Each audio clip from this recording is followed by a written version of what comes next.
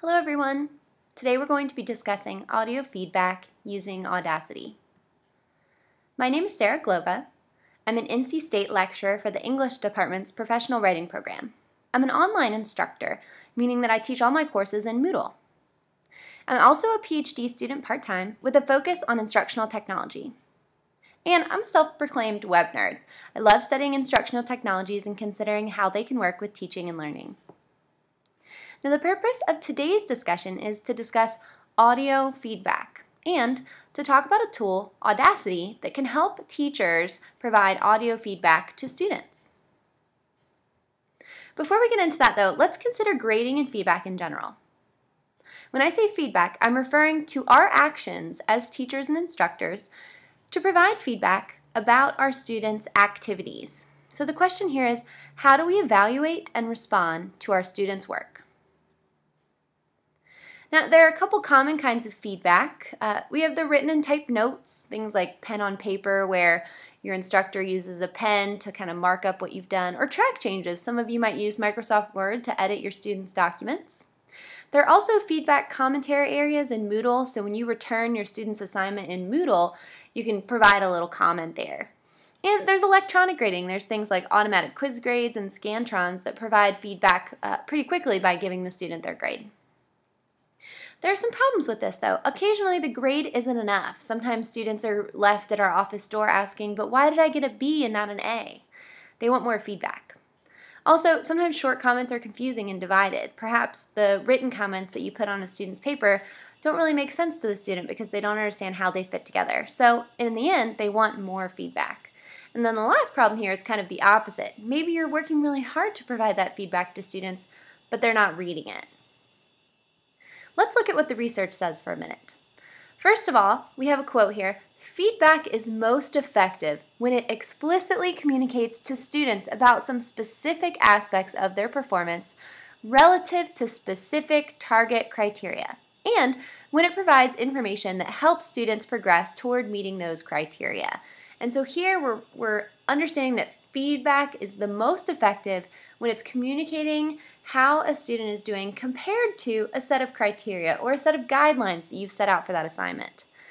And so that quote continues here. Although grades and scores provide some information on the degree to which students' performance has met the criteria, they, meaning the grades, do not explain which aspects did or did not meet the criteria and how. So a grade alone doesn't explain how that B score was earned, which guidelines weren't met or were met.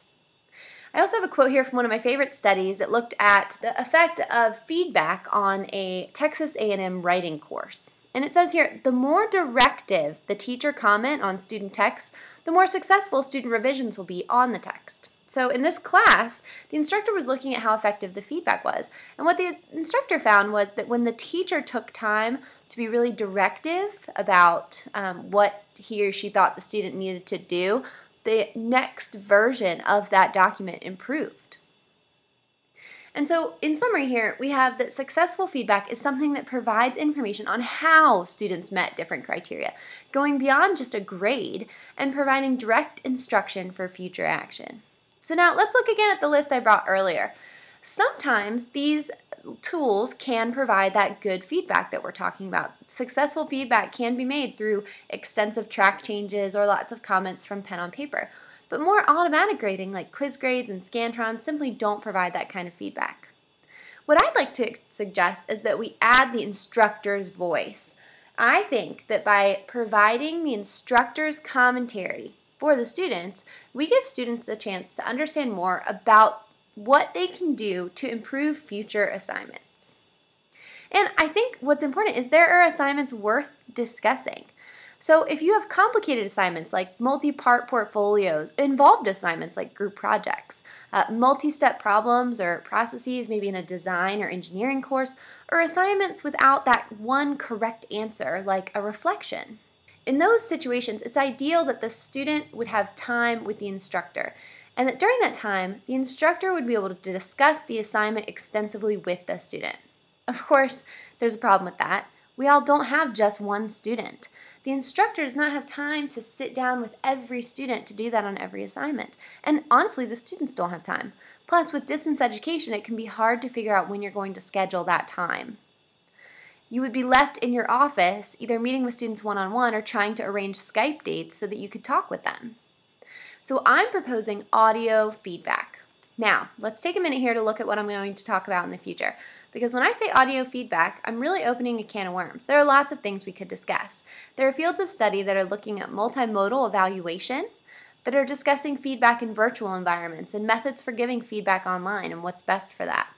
Also, lots of studies look at the impact of instructor and student contact and how that affects students' future successes and meeting goals in the course. However, today I just want to look at audio feedback. So let's start by defining audio feedback. Audio feedback, or auditory assessment, is the use of live or asynchronous, so that means live, that would be us talking together at the same time, or asynchronous, meaning that I save a message for you and you can go back and look at it whenever you'd like. We don't have to be signed in at the same time. So live or asynchronous audio to communicate grades, critiques, suggestions, or other aspects of assignment evaluation from the instructor to the student.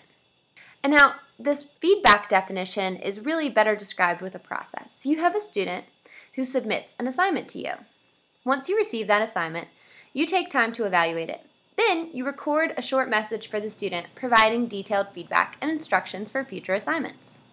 The student can then download and play that audio feedback from anywhere, receiving a one-on-one lesson from you about his or her assignment. Now I know what you're thinking. I'm sorry, can we spend a little more time on that part too? How am I going to be providing this audio feedback for my students? You made it sound simple, and I'm getting the feeling that maybe it's not. That brings us to the second part of our discussion, Audacity. Audacity is a great internet technology that's emerging in this 21st century environment as a tool to improve teaching and learning. What's best about the tool is it's free. It's extremely easy to use, and it's available for Macs and PCs. To get the tool, you simply need to download it at audacity.sourceforge.net. Now, attached to this presentation is detailed instructions on how to download Audacity and some tips for how to use Audacity and instructional videos. So, if you're interested in trying that tool out, know that you can access that file later. But first, let's get a preview of Audacity. Here's what the window looks like. As you can see, it's a fairly simple tool. There's a record button that looks pretty familiar, a stop button, and a file menu. And from the file menu, you can file save your audio feedback files. You can save your files as MP3 files or WAV files. Either of those file types are easily opened in iTunes, which is a free program that all students can download and that most students have. They can also download programs like QuickTime if they don't want to use iTunes. Once you've saved a file, you can simply email that file to them, and then they can download that audio file and have it on their own computer. Then they're listening to your feedback on their own time. In summary, audio feedback is a great way to use the instructor's voice to provide ample, direct evaluation of assignments. Also, Audacity is the free tool that allows instructors to quickly create and send those audio feedback files. If you have any questions about this tool, definitely check out the download overview and trial file that I've attached to this presentation. It'll go over the download steps with you and also provide some trial instructional videos that will help you to see the functionality of Audacity and to begin experimenting with the tool. You can also email me at saraglova@ncsu.edu. Thanks for watching my presentation. If you have questions about my citations or about the images that I used, please feel free to view my citations file. Best of luck!